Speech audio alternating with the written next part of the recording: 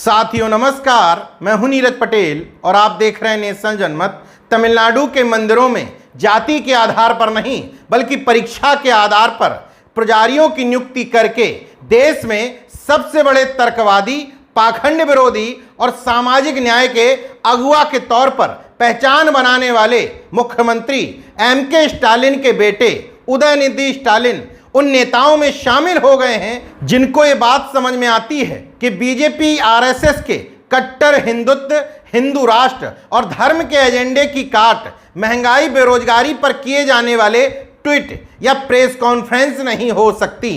अभी तक उत्तर भारत से बीजेपी के कट्टर हिंदुत्व के खिलाफ पाला खींचकर लड़ते दिखाई दे रहे थे कद्दावर नेता स्वामी प्रसाद मौर्य, चंद्रशेखर आजाद और बिहार से प्रोफेसर चंद्रशेखर यादव। अब दक्षिण से एम.के. स्टालिन के बेटे करुणानिधि स्टालिन ने इस कट्टर हिंदुत्व और पाखंड को सीधे सीधे चुनौती दी है। दरअसल मुख्यमंत्री एम.के. स्टालिन के बेटे उदयनिधि स्टालिन तमिलनाडु की सरकार में मंत्री भी हैं। वो तमिलनाडु प्रोग्रेसिव राइटर्स फोरम के एक कार्यक्रम में बतौर मुख्य अतिथि संबोधित कर रहे थे जिसका विषय था सनातनम उन्मूलन। पहले तो इस विषय की तारीफ करते हुए उन्होंने कहा, सनातन धर्म का विरोध करने की बजाय सनातन धर्म का उन्मूलन कहने के लिए आयोजकों को बधाई देता हूं। इसके बाद क्लियर कट लाइन खींचते हुए उन्होंने कहा, मच्छर, डेंगू, कोरोना और मलेरिया ऐसी चीजें हैं जिनका हम विरोध नहीं कर सकते, हमें उन्हें खत्म करना है। सनातनम भी ऐसा ही है। सनातनम का विरोध नहीं बल्कि उन्मूलन करना हमारा पहला काम है। सनातन धर्म समानता और सामाजिक न्याय दोनों का विरोधी है। सनातनम लोगों को जाति के आधार पर बांटता है। हालांकि उदयनिधि ने यह बयान तमिल भाषा में दिया था, लेकिन बयान सामने आते ही मनुवादी मीडिया और अंधभक्तों को मिर्ची लग गई तो उनकी ट्रोलिंग शुरू हो गई। हालांकि उदयनिधि लगातार ट्विटर पर जवाब भी दे रहे हैं और कह रहे हैं, मैं भगवा ब्रिगेड से दबने और झुकने वाला नहीं हूं। कोर्ट में चले जाइए, कानून का सहारा ले लीजिए, लेकिन मैं कमजोर वर्ग के साथ खड़ा हूं जिसका ये धर्म शोषण करता है। कुछ दिन पूर्व स्वामी प्रसाद मौर्य जी ने भी इसी तरह का बयान देते हुए कहा था कि ये धर्म जिसको हिंदू धर्म कहा जाता है ये हिंदू नहीं बल्कि ब्राह्मण धर्म है।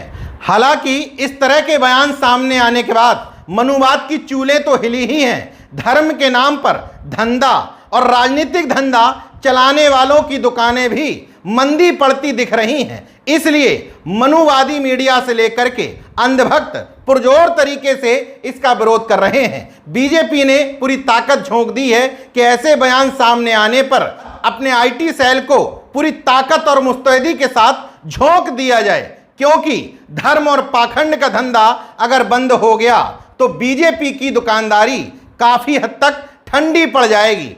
अब वही अंधभक्त ये कहते घूम रहे हैं कि धर्म को राजनीति से ना जोड़ा जाए।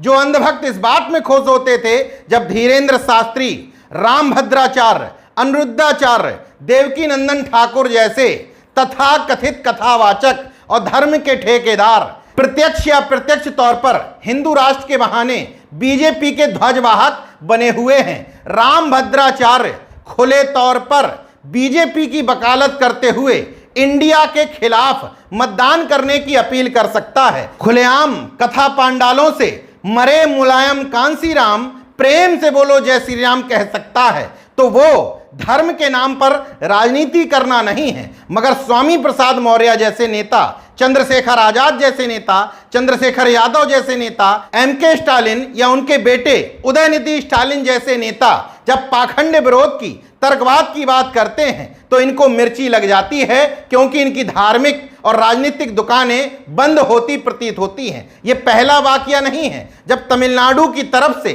सामाजिक न्याय की दिशा में कोई कदम बढ़ाया गया हो। एम.के. स्टालिन सरकार संविधान के धर्मनिरपेक्ष स्वरूप को बचाने के अलावा सामाजिक न्याय की दिशा में भी सबसे ज्यादा लड़ाई लड़ती दिखी है, चाहे वो पुजारियों की नियुक्ति का मामला हो। एम.के. स्टालिन खुद को नास्तिक कहते हैं। इसका मतलब ये नहीं कि उन्होंने तमिलनाडु के सारे धार्मिक स्थल बंद करवा दिए हों, बल्कि संवैधानिक नजरिए के हिसाब से उन्होंने कहा कि एक जाति के पुजारी की नियुक्ति नहीं हो सकती। परीक्षा करवाओ, उसके आधार पर पुजारियों की नियुक्तियां करो।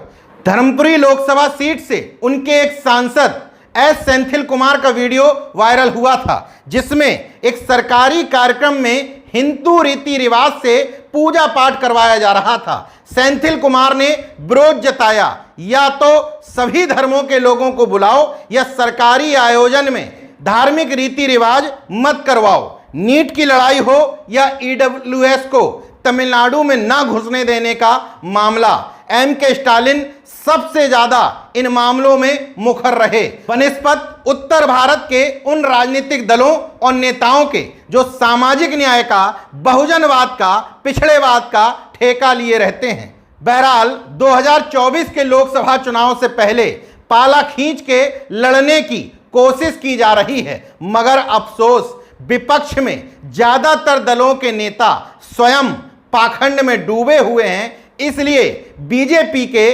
कट्टर हिंदुत्व, हिंदू राष्ट्र और धार्मिक एजेंडे की काट महंगाई और बेरोजगारी पर ट्वीट और प्रेस कॉन्फ्रेंस करके खोजने की नाकाम कोशिश कर रहे हैं। देखते रहिए नेशनल जनमत, जागरूक और सजग बने रहिए। जय विज्ञान, जय संविधान, जय लोकतंत्र। धन्यवाद।